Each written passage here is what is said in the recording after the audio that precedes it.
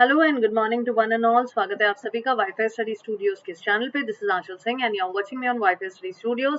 सुबह के 6:30 बज चुके हैं और आज के सेशन में हम शुरू करने वाले हैं वन वर्ड सब्स्टिट्यूशन का ये सेशन। तो स्वागत है आप सभी लोगों का जिन्होंने भी इस सेशन को देखा है, जो भी हमारे साथ हर रोज जुड़े रहते हैं।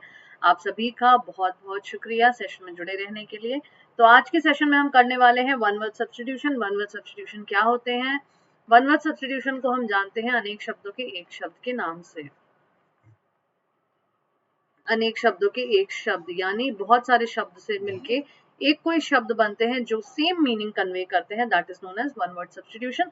तो आज मैं आपको कुछ ऐसे वन वर्ड इंपॉर्टेंट सब्स्टिट्यूशंस करवाऊंगी जो आपके एग्जाम्स के लिए बेहद इंपॉर्टेंट होंगे। तो चलिए सभी लोग जुड़ जाइए एजुकेटर आंचल सिंह के साथ, जिसके साथ आज आप करने वाले हैं वन वर्ड सब्स्टिट्यूशन। जुड़ने से पहले आपको मैं बताना चाहूंगी, आपको अनअकैडमी ऐप डाउनलोड करना है और मुझे जाके वहां पे क्या करना है, जी हाँ बिल्कुल फॉलो करना है आंचल मैम को bye typing my name ANCHALSINGH। उससे पहले आपको सेशन को लाइक करना है, उससे पहले आपको चैनल को भी लाइक शेयर और सब्सक्राइब करना है ताकि आपको नोटिफिकेशंस मिल सके। बेल आइकन हिट करना है ताकि जिस भी एजुकेटर की क्लासेस लगी हो उनके बारे में नोटिफिकेशंस आपको दी जा सके। तो सबसे पहले अनअकैडमी आप डाउनलोड कर लीजिए, जाके मेरे नाम को टाइप कीजिए और टाइप करते साथ फॉलो बटन पे क्लिक कीजिए। 2 नवंबर से ऑनगोइंग कोर्स चल रही है मेरी, which is completely based on IBPS PO and clerk. अगर आप IBPS PO क्लर्क एस्पिरेंट है तो आपके लिए इससे बेहतर और कुछ नहीं हो सकता। So please go and join by using my referral code which is AN Live, which will give you 10% instant discount. अब 10% इंस्टेंट डिस्काउंट मिलेंगे कैसे, आइए वो भी देख लेते हैं हम। सबसे पहले आपको चॉइस ऑफ एग्जाम सेलेक्ट करना है, चॉइस ऑफ प्लान सेलेक्ट करना है। चॉइस ऑफ प्लान अगर आपका 6000 है, तो जैसे ही आप मेरे कोड का इस्तेमाल करेंगे AN Live, जैसे ही मेरे कोड का इस्तेमाल करेंगे AN Live, आपको मिल जाएगा 10% instant discount and your fees will become 5400। और अगर आप रेगुलरली मेरी क्लासेस अनअकैडमी पे फ्री क्लासेस कर रहे हैं, राइट, तो आप बहुत सारे कॉइन्स इकट्ठा कर चुके होंगे अभी तक, जिसको आप यहाँ पे रिडीम कर सकते हैं। So this way you can go and proceed to pay and avail a huge discount, right. इसको करना मत भूलें। जो ऑनगोइंग कोर्स है 2 नवंबर से, उसे जरूर ज्वाइन करें। ये रहा मेरा स्केड्यूल, इस स्केड्यूल को आप एक बार देख लीजिए। 6:30 to 7 AM हर रोज वाईफाई स्टडी स्टूडियोज पे मंडे टू फ्राइडे हम जुड़ते हैं आपके साथ। ये एक यूट्यूब चैनल है, साथ ही यहाँ के सेशंस बिल्कुल फ्री होते हैं आपके लिए। मंडे टू वेडनेसडे मैं आपके साथ जुड़ती हूँ अनअकैडमी प्लस पे सुबह के 10 से 11 बजे। सो यहाँ पे भी जुड़ना ना भूलें। यहाँ पे बट आपको सब्सक्रिप्शन लेने की जरूरत पड़ेगी, आप बिना सब्सक्रिप्शन के इस क्लासेस को नहीं कर सकते। 11:30 to 1:30 PM आप मेरे साथ जुड़ सकते हैं अनअकैडमी स्पेशल क्लासेस पे, जो कि है बिल्कुल free free free free free, right. 2 PM to 3 PM आप मेरे साथ जुड़ सकते हैं वाईफाई स्टडी बैंक एग्जाम पे। बैंक एग्जाम पे जुड़ने के लिए आपको क्या करना होगा, बैंक एग्जाम पे जुड़ने के लिए यहाँ पे चैनल पे जाके चैनल को लाइक शेयर सब्सक्राइब करना होगा, बेल आइकन हिट करना होगा और साथ ही सेशन में जुड़े रहना होगा। तो ये भी एक यूट्यूब चैनल है जो बिल्कुल फ्री है आप सभी के लिए। 10:30 to 11 AM हर थर्सडे और फ्राइडे को आप मेरे साथ जस्ट इंग्लिश के इस चैनल पे जुड़ सकते हैं, जहाँ पे मैं आंचल सिंह आपको सिखाएगी how to enhance your vocabulary. तो सेशन की शुरुआत करते हैं और ये रहा हमारा पहला क्वेश्चन सेशन का। Something which belonging to all parts of the world, something which belongs to all parts of the world is known as what? Multicultural, universal, cosmopolitan या worldly। आंचल मैम को अनअकैडमी पे फॉलो करना ना भूले, session को like share और subscribe करना ना भूले, साथ ही चैनल को भी लाइक शेयर और सब्सक्राइब करना ना भूले, बिल्कुल लाइक करें। Belonging to all parts of the world, I will give you 30 seconds। 30 seconds में आपको आंसर बताना है। कमेंट बॉक्स में अपने आंसर लिख सकते हैं और बता सकते हैं which one of the following is the correct answer according to you।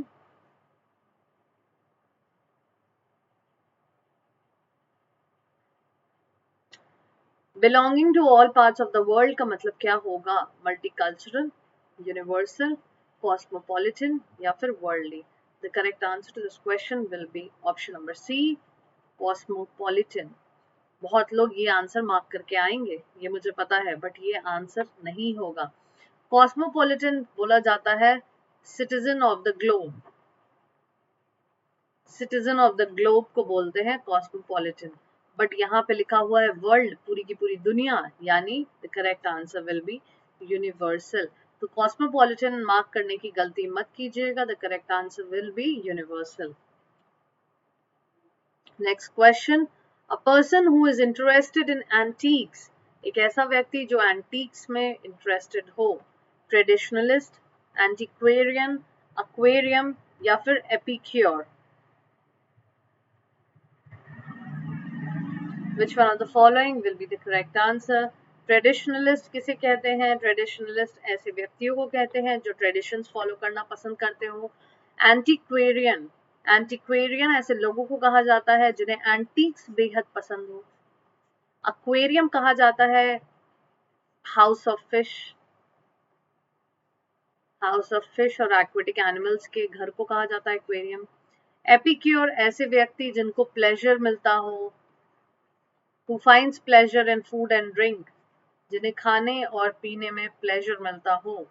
The correct answer is epicure. So the correct answer to this question is antiquarian, right? The correct answer to this question is antiquarian. The last part of speech.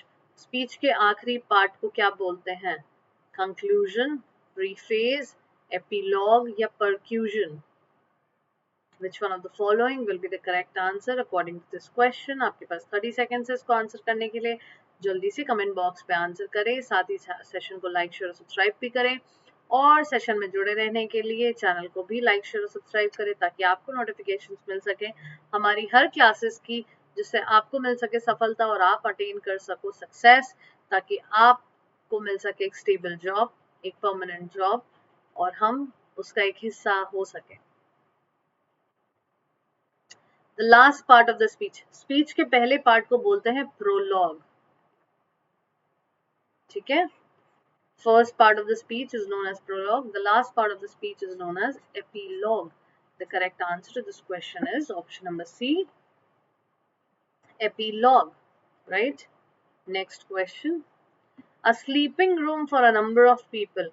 Dump, dormitory, fireside, office. Which one of the questions will be your answer? Which one of the options will make your answer? Please answer the following questions. A sleeping room for a number of people. बहुत सारे लोग जब travel करते हैं, यहाँ से वहाँ जाते हैं, तो उन्हें रहने की कोई जगह नहीं होती है, तो वो रहने के लिए जगह ढूंढ रहे हैं. हर कोई होटल अफोर्ड नहीं कर सकता डेफिनेटली. तो जनरल लोग जो अफोर्ड नहीं कर सकते, वो कहाँ जाके रहेंगे? वो कहाँ पे ठिकाना लेते हैं? डंप में लेते हैं, डॉर्मेट्री में लेते हैं, फायरसाइड में लेते हैं या ऑफिस में लेते हैं? जी हाँ, the correct answer is dormitory. वो लोग डॉर्मेट्री में जाके अपनी व्यवस्था देखते हैं, राइट, और वहां पे रहते हैं 1, 2, 3 जितने दिन भी उन्हें रहना हो. And it is very cheap. A small house with all rooms on one floor. Which one of the following will be the correct answer? A small house with all floors on one room is known as what? Cottage, bungalow, castle या फिर flat. Which one of the following will be your correct answer? देखिए cottage क्या होता है? एक छोटी सी कुटिया. ठीक है, छोटी सी कुटिया को बोलते हैं कॉटेज. तो अब उसमें फ्लोर्स तो होंगे नहीं डेफिनेटली, तो फ्लोर की बात तो हम यहाँ करें नहीं. बंगलो मतलब बड़ा घर. कासल यानी हवेली. फ्लैट यानी फ्लैट बहुत सारे फ्लोर्स होते हैं फ्लैट में, बहुत सारे रूम्स होते हैं फ्लैट में, right. So which one of the following will be the correct answer? ऐसा कोई घर, अ small house with all rooms on one floor, एक ही फ्लोर पे सबके घर हो, सबके फ्लोर, एक ही फ्लोर पे सबके रूम हो, that is known as what? What should be the correct answer? The correct answer according to this question will definitely either, अगर यहाँ पे स्मॉल हाउस नहीं लिखा होता तो हम बंगलो आंसर मार्क कर सकते थे, बट क्योंकि यहाँ पे स्मॉल हाउस लिख दिया गया है इसीलिए हमारा आंसर क्या हो जाएगा? हमारा आंसर हो जाएगा cottage. Yearly return of a date. Birthday, recurrence, anniversary या ceremony. Which one of the following will be the correct answer? Yearly return of a date, birthday, recurrence, anniversary या फिर सेरेमनी। क्या होना चाहिए यहाँ पे सही जवाब, जल्दी से बताइए। What should be the correct answer of the following question. You have 30 seconds in hand. 30 seconds में आपको बताना है which one of the following will be the correct answer of this question. Yearly return of a date is known as what? Birthday, recurrence, anniversary या फिर ceremony। Channel को like share और subscribe करना ना भूलें, साथ ही सेशन को भी ढेर सारा लाइक करें और आंचल मैम को अनअकैडमी पे जाके फॉलो करें, फॉलो बटन हिट करके for free classes. The correct answer is recurrence. Recurrence, yearly return जो हम देते हैं उसे हम क्या कहते हैं? recurrence कहते हैं। एनिवर्सरी सेलिब्रेट करते हैं, सेरेमनी सेलिब्रेट करते हैं, बर्थडे भी हम सेलिब्रेट करते हैं, right. 100-year-old man is known as century, centurion, cent या फिर centenarian। Which one of the following will be the correct answer? You have got 30 seconds to answer this question. जल्दी से बताइए क्या होना चाहिए सही जवाब इस क्वेश्चन का।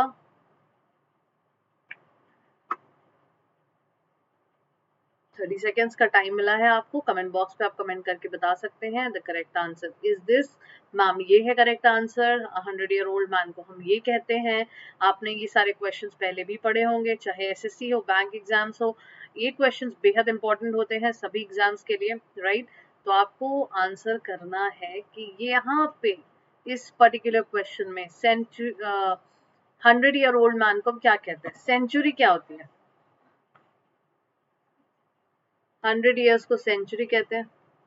सेंचुरियन 100 चीजें जिसमें लगी हों उसे सेंचुरियन कहते हैं। सेंचुरियन एक कंपनी का भी नाम है। सेंट मतलब 100 रुपीज, 100 कॉइन्स, राइट। सेंटेनेरियन मतलब ऐसा व्यक्ति जिसने 100 साल का पूरे कर लिए हों इज नोन एज सेंटेनेरियन। ऐसे व्यक्तियों को सेंटेनेरियन कहते हैं। Of unknown authorship, pseudo, incognito, anonymous, unidentified. Which one of the following will be the correct answer? You've got 30 seconds to answer this question. जल्दी से बताइए क्या होना चाहिए इस क्वेश्चन का answer.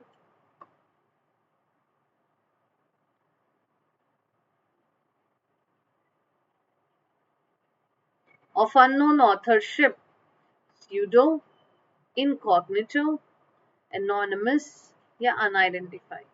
Which one of the following will be the correct answer of this question?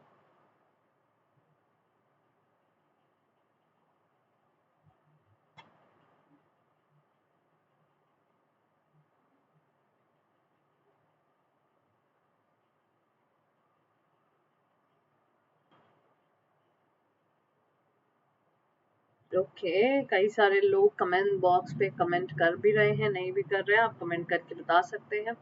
चलिए मैं बताती हूँ आपको। अननोन ऑथरशिप जब होती है, जब कोई किसी चीज को लिख देता है और उसपे उसका नाम नहीं पता होता है, तो हम कहते हैं उसे एनोनिमस। वो कहलाते हैं, ऐसे व्यक्ति कहलाते हैं anonymous. Okay. The mistake of placing something in the wrong period of time is known as misdate, anachronism, misplacement या prolepsis.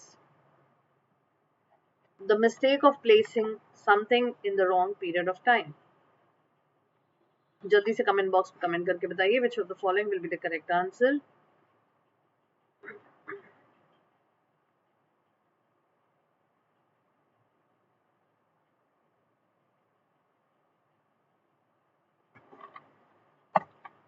ओके क्या होना चाहिए इस क्वेश्चन का सही आंसर? मिसडेट मतलब गलत डेट दे देना, एनोक्रोनिज्म, मिसप्लेसमेंट, प्रोलेप्सिस। प्रोलेप्सिस क्या होता है ये भी मैं आपको बता देती हूँ।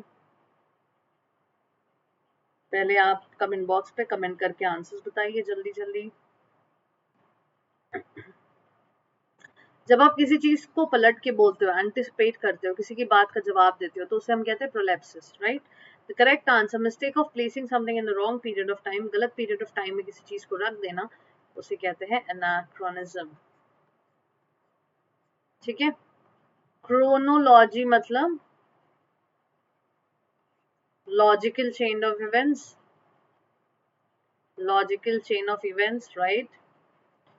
Crow has come from this मतलब टाइम पीरियड की ही बात कर रहे हैं, present, past, present, future.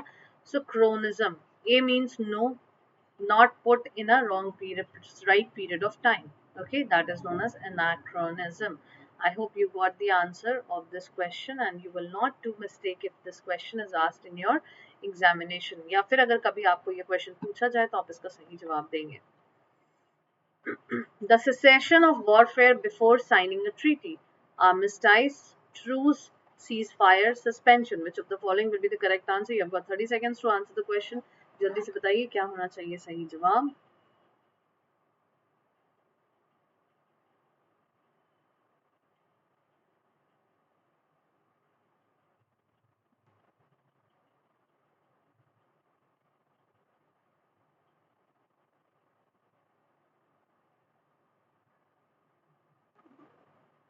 Which one of the following will be the correct answer? जब दो एनिमी एक दूसरे से अग्री करते हैं, है ना, और लड़ाई करना बंद कर देते हैं, ठीक है, दो एनिमी एक दूसरे से अग्री करते हैं और लड़ना बंद कर देते हैं, so in that time that is known as truce, right. But यहाँ पे सिसेशन ऑफ वॉरफेयर, वॉरफेयर खत्म कर देना ट्रीटी साइन करने के पहले, वॉर को खत्म करना ट्रीटी साइन करने के पहले, ट्रीटी साइन कर देना और वॉरफेयर खत्म कर देना, it is known as armistice. Cease fire मतलब फायर करना, सस्पेंशन मतलब सस्पेंड करना. A substance in the blood tending to neutralize matter that is harmful. Antidote, antibiotic, antiseptic, antibody. ऐसा सब्सटेंस जो ब्लड में जाके चीजों को न्यूट्रल कर दे, ताकि चीजें जो आपको हार्म करने वाली भी हैं वो हार्म ना करें, वो न्यूट्रलाइज हो जाए. अगर कोई स्नेक आपको काट लेता है तो आप क्या खाते हो? उसकी जहर को न्यूट्रल करने के लिए, है ना, उसके असर को खत्म करने के लिए हम खाते हैं क्या? Antidote, antibiotic, antiseptic, antibody. Which of the following is the correct answer according to this question? So you have got 30 seconds. The correct answer is antidote. One who is habitually good to others. ऐसे व्यक्ति जो normally, जिनकी habit होती है अच्छे होने, अच्छे रहने की, अच्छे से बोलने की, बात करने की, जो दूसरों के साथ हमेशा अच्छे से रहें. हेल्पर, altruist, एंगल, एंजल या humanitarian. Which of the following will be the correct answer?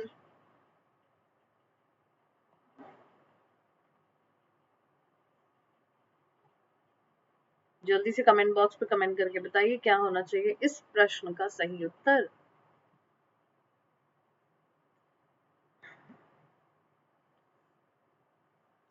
Which of the following will be the correct answer? Session को लाइक शेयर और सब्सक्राइब भी करना है आपको, चैनल को भी लाइक शेयर और सब्सक्राइब करना है बाकी एस्पिरेंट्स के साथ, और साथ ही आंचल मैम को अनअकैडमी पे जाके फ्री क्लासेस के लिए फॉलो करना है. और अगर आंचल मैम के कोड का इस्तेमाल करना है तो वो कोड है AN Live. क्यों इस्तेमाल करना है? सब्सक्रिप्शन बाय करने के लिए इस्तेमाल करना है ताकि 10% इंस्टेंट डिस्काउंट मिल सके आप लोगों को. One who is habitually good to others, जो हैबिचुअली दूसरों के साथ अच्छा हो उसे कहते हैं एल्ट्रुइस्ट. अनसेल्फिश कंसर्न जुड़ा हो, मतलब कोई भी सेल्फिश कंसर्न ना जुड़ा हो उसके साथ, right. Angel, messenger of God, helper जो लोगों की हेल्प करे. ह्यूमैनिटेरियन जो ह्यूमन हो, ह्यूमनली सोचे, ह्यूमंस की हेल्प करे, they are known as humanitarian. But altruist हर किसी के साथ, चाहे कोई व्यक्ति हो, वस्तु हो, स्थान हो, जाति हो, एनिमल हो, हर किसी के साथ वो अनसेल्फिश कंसर्न के साथ जुड़े रहते हैं. They are known as altruist. One who firmly believes in fate or destiny. Greatest, dermatologist, fatalist या honorary. Which one of the following will be the correct answer? Dermatologist हम किसे कहते हैं आप सभी को पता है. डर्मा का मतलब होता है स्किन, और जो स्किन डिजीज को देखे या स्किन की डिजीज को ठीक करे उसे कहते हैं हम डर्माटोलॉजिस्ट, राइट. ग्रेटेस्ट का मतलब क्या होता है? जल्दी से कमेंट बॉक्स पे कमेंट करके बताइए इस क्वेश्चन का आंसर क्या होगा. ग्रेटेस्ट का मतलब होता है जो फ्री हो, लिबरल हो, जिसमें कोई भी चार्जेस अप्लाइड नहीं हो, राइट. फेटलिस्ट और ऑनरी, ऑनरी कहते हैं ऐसी जगह को जहां पे आपको मोर वर्क लेस पे, अगर आप ज्यादा काम करेंगे तो आपको ऑनर मिलेगा डेफिनेटली, लेकिन आपको पे लेस किया जा रहा है, पेमेंट आपकी लेस है, तो ऐसी जगह को, ऐसी जॉब को कहते हैं honorary. So the correct answer to this question is fatalist. The correct answer to this question is fatalist. Fatalist is the correct answer of the following question. Sound of apes is called gibber, bray, clang, howl. Apps जो आवाज निकालते हैं वो कैसे निकालते हैं? Apps जो आवाज निकालते हैं उसे कहते हैं गाइबर। A person who insist on something, something मतलब किसी चीज पे टिका हो, जबरदस्ती उस चीज पे बार बार इंसिस्ट कर रहा हो। डिसिप्लिनेरियन, स्टिकलर, इंस्टैंटेनियस, बोस्टर, ऐसे व्यक्तियों को क्या कहते हैं? बोस्टर यानी जो बहुत बोस्ट करे, जो अपने बारे में बहुत बड़ा चढ़ा के प्रेस कर करके बताए। ऐसे व्यक्ति इंस्टैंटेनियस, अचानक से जब कोई चीज हो उसे इंस्टैंटेनियस कहते हैं। स्टिकलर जो चिपक गया हो किसी बात पे। डिसिप्लिनेरियन जो किसी डिसिप्लिन को फॉलो करे। So the correct answer to this question is option number B, stickler, right? A person of good understanding, knowledge and reasoning power, ऐसे व्यक्ति जिन्हें अंडरस्टैंडिंग की अच्छी नॉलेज है, जो समझ सकते हो, जिनकी रीजनिंग पावर अच्छी है। Expert, literate, snob, intellectual, which of the following will be the correct answer of the question number of this question?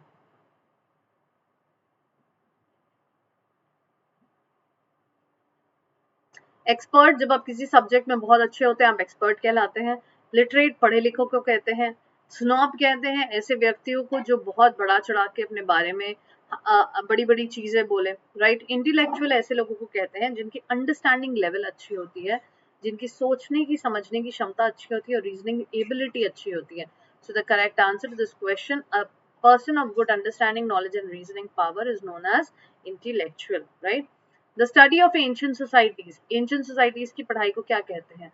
Anthropology, anthropology कहते हैं हम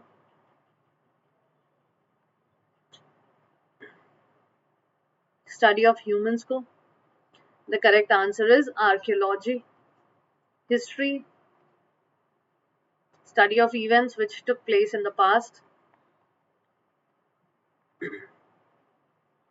ethnology, ethnology is also a study of about humans. ये आपके anthropology के अंदर के एक topic को कहा जाता है ethnology. So the correct answer of this question is archaeology. The study of ancient societies is known as archaeology. That which cannot be corrected, ऐसी ऐसी चीजें जिन्हें करेक्ट नहीं किया जा सकता। Inintelligible, indelible, illegible या incorrigible.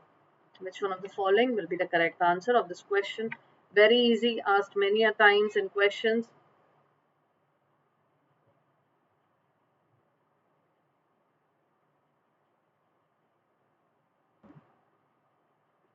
ऐसी चीजें जिन्हें करेक्ट नहीं किया जाता, which of the following will be the correct answer?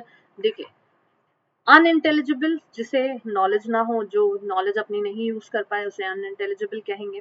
Indelible ऐसी चीजों को कहते हैं जो आप देख नहीं सको। इलेजिबल यानी पढ़ नहीं सको, रीड नहीं कर सको, डिफिकल्ट टू रीड। और ऐसी चीजें जिसे करेक्ट नहीं की जा सकती हैं, that is known as incorrigible. The correct answer is correct, incorrigible, ठीक है। So the correct answer to this question is incorrigible. Things that cannot be corrected, ऐसी चीजें जिन्हें हम करेक्ट नहीं कर सकते, is incorrigible. A hater of knowledge and learning, bibliophile, bibliophile ऐसे व्यक्ति को बोलते हैं जो बुक वर्म्स होते हैं, right? Loves reading book, misogynist, hater of women. अब आपके पास बचा फिलोलॉजिस्ट, फिलोलॉजिस्ट यानी जो पढ़ाई करते हो फिलोलॉजिस्ट पे, फिलोसफीज पे, तो उन्हें कहते हैं फिलोलॉजिस्ट। और hater of knowledge and learning, पढ़ने और सीखने से जिन्हें प्रॉब्लम होती है उन्हें कहते हैं misologist. The correct answer of this question is misologist. One who abandons his religious faith, अपने रिलीजियस फेथ को अबैंडन कर दे, right? They are known as what? Apostate, follower, profane, agnostic. The correct answer is agnostic. ऐसे व्यक्तियों को agnostic कहते हैं। The practice of submitting a proposal to popular vote. Election, reference, popularity, referendum. The correct answer of this question is one and only referendum. Election, vote देने लेने को कहते हैं इलेक्शन। रेफरेंस मतलब किसी के रेफरेंस लगाना, किसी के हेल्प से कुछ करना। पॉपुलैरिटी मतलब fame. The correct answer is referendum. An object or portion serving as a sample, जब आपके पास कोई सैंपल बुक आती है तो उसे क्या कहते हैं? स्पेसिफिकेशन, स्पेक्टर, स्पेसिमेन या स्पेक्टैकल। स्पेक्टैकल चश्मे को कहा जाता है, स्पेक्टर लाइट को कहा जाता है। स्पेसिफिकेशन मतलब स्पेसिफाई करना, इलेबोरेट करना। The correct answer is specimen. An object or portion serving as a sample, किसी भी sample को हम specimen कह सकते हैं. Somebody who is skilled in storytelling, raconteur, elegy, clientele या forgery. The correct answer is raconteur. Storyteller raconteur को कहा जाता है. Boringly, monotonous, odorous, ostensible, humdrum या फिर relinquish. The correct answer of this question is humdrum. Murder of one's brother, अपने ही भाई का कत्ल करना. रेजिसाइड का मतलब पूरे के पूरे रेजिमेंट को मार देना, पूरी की पूरी प्रजा को मार देना. होमिसाइड मतलब ह्यूमन को मार देना. फ्रैट्रीसाइड मतलब ब्रदर को मार देना. और फ्रैट्रीसाइड का मतलब होता है, साइड वर्ड का मतलब ही होता है किलिंग, राइट. साइड वर्ड का मतलब ही होता है killing.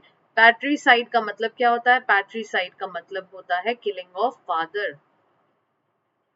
So the correct answer is option number C. Killing of one's brother is fratricide, right? तो ये था हमारा वन वर्ड सब्स्टिट्यूशन का आज का ये सेशन, जहां पे मैंने कई सारे वन वर्ड सब्स्टिट्यूशंस आपको पढ़ाए आज. चैनल को लाइक शेयर सब्सक्राइब करना ना भूले. साथ ही सेशन को भी ढेर सारा लाइक करें और आंचल मैम को अनअकैडमी पे जाके फॉलो करें. Thank you for joining me in the session. It was great having you people over here. See you guys in the next session of the next class.